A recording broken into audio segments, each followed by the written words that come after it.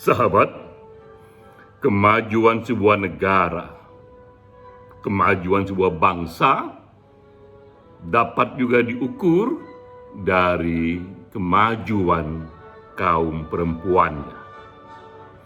Sebuah negara tak dapat dikatakan maju jika perempuan di negara itu tidak maju. Ini adalah kutipan dari seorang politisi di India bernama B.R. Ambedkar. Saat itu India terpana dengan kemajuan teknologi yang dikreasi oleh begitu banyak industrinya. Tapi datanglah kemudian Ambedkar yang menyatakan kepada publik luas bahwa sebuah negara tak bisa maju hanya karena teknologinya.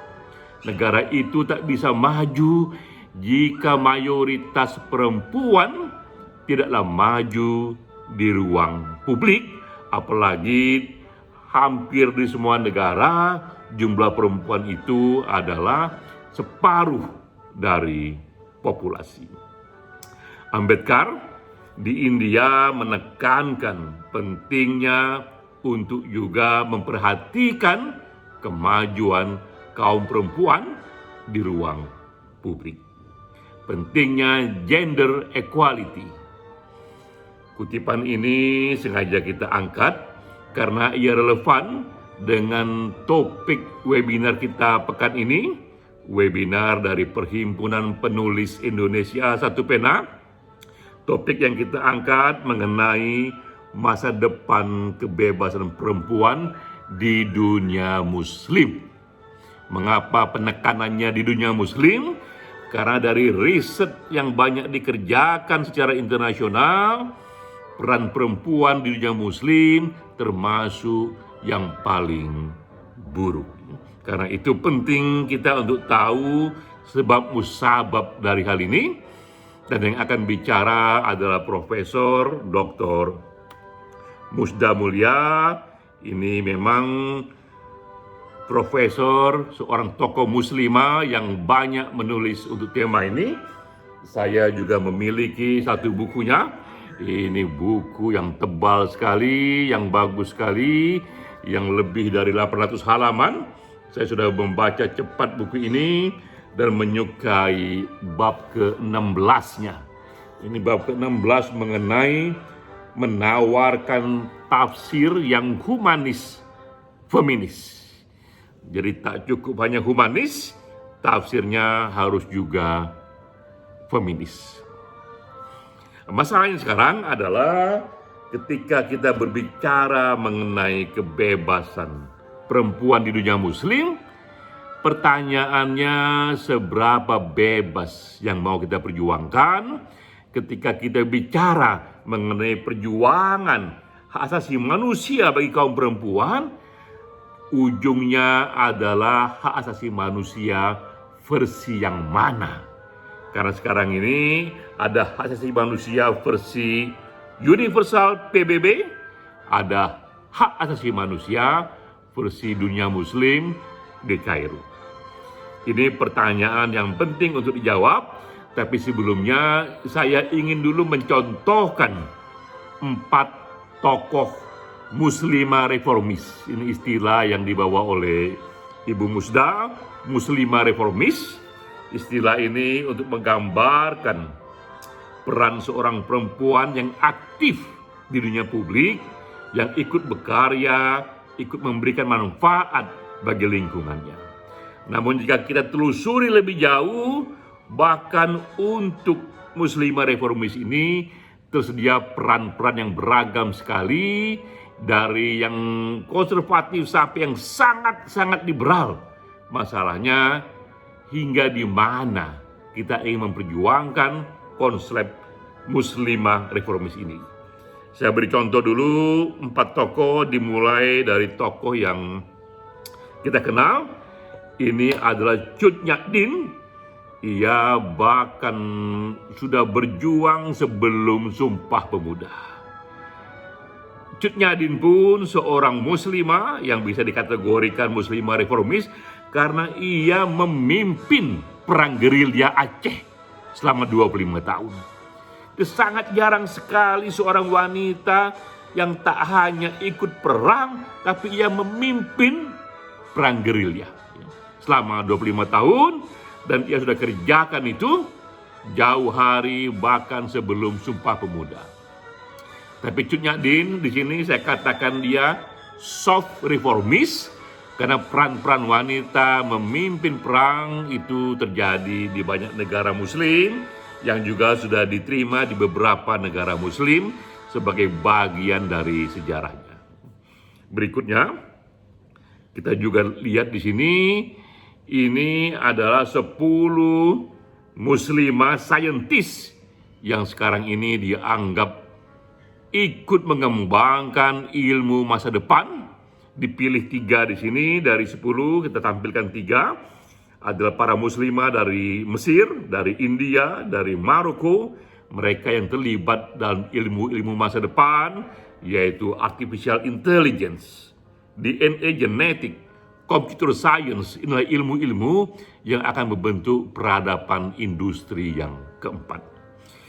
Saya katakan juga di sini, bahkan di kalangan feminis saintis ini pun, ini termasuk yang soft reformis, karena peran-peran wanita di dunia ilmu pengetahuan juga sudah diterima secara meluas di banyak negara muslim.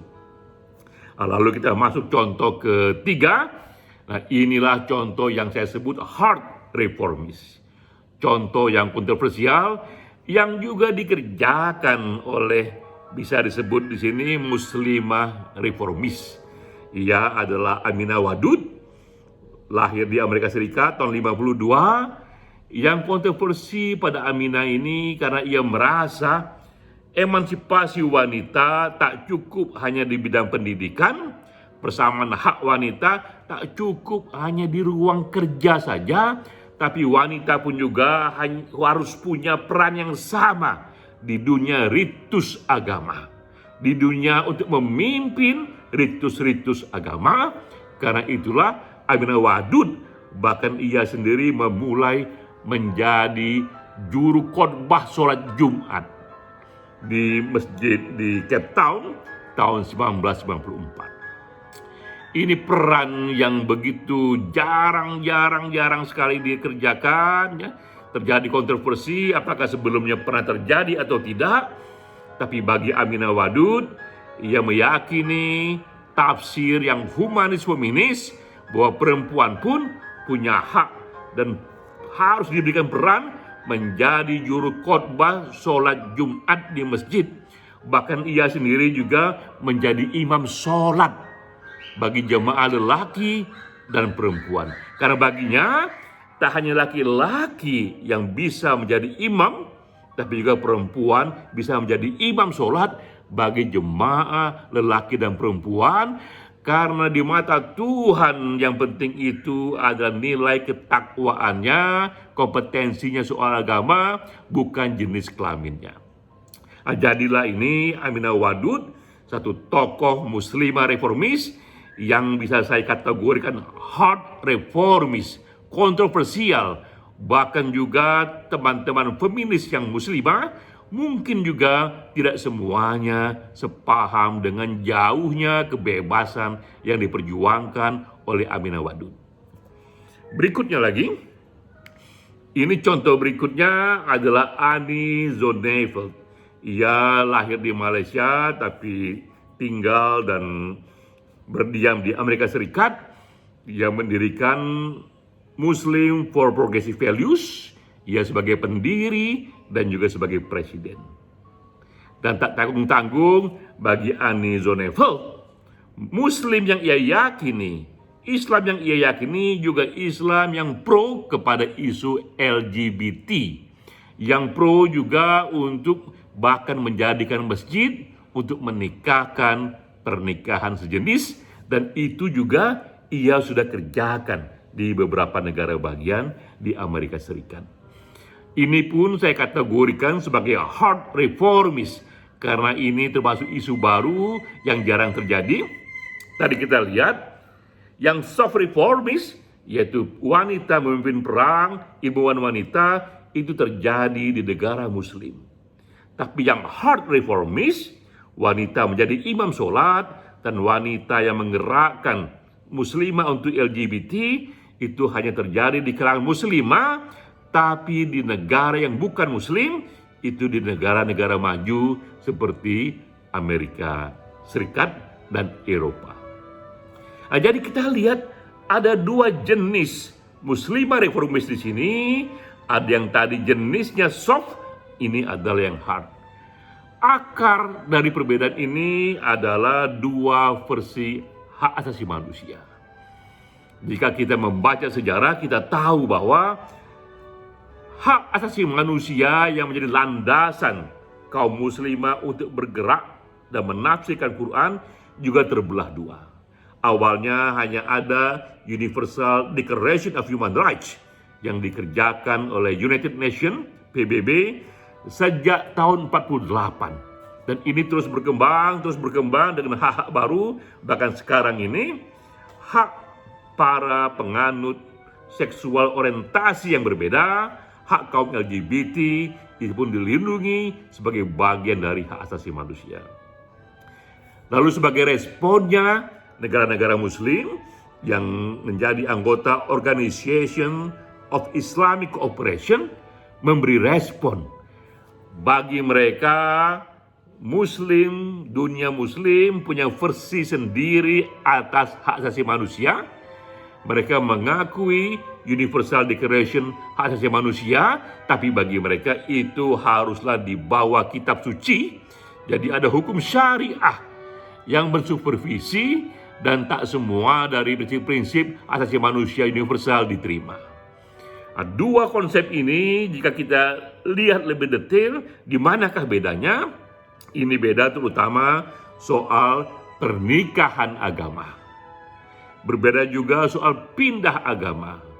Berbeda juga soal isu LGBT. Bagi mereka yang meyakini konsep-konsep human right dari Kairo, versi dunia Islam, menurut mereka Quran, hukum syariah sudah mengatur dan posisinya harus lebih tinggi dibandingkan dokumen-dokumen sekuler, bahkan dokumen yang dibuat PBB sekalipun. Namun bagi muslimah, bagi imam-imam yang pro kepada universal hak asasi manusia, menyatakan agama itu hanyalah masalah tafsir saja. Mereka menafsirkan tadi dengan menggunakan yang menurut Profesor Musda tadi, tafsir yang humanis feminis. Mereka menafsirkan bahwa sebenarnya tafsir-tafsir yang berlaku sekarang ini adalah tafsir-tafsir yang sudah bias gender, patriarkal, itu tafsir-tafsir para lelaki. Namun agama bisa ditafsir secara lebih equal lagi sesuai dengan abad 21. Karena itulah dibutuhkan tafsir abad 21 atas agama. Jadi kita melihat di sini muslimah versus muslimah, imam versus imam, tafsir versus tafsir. Bagi mereka, seperti tadi kita tahu ada Aminah Wadud, ia pun juga seorang yang sekuler,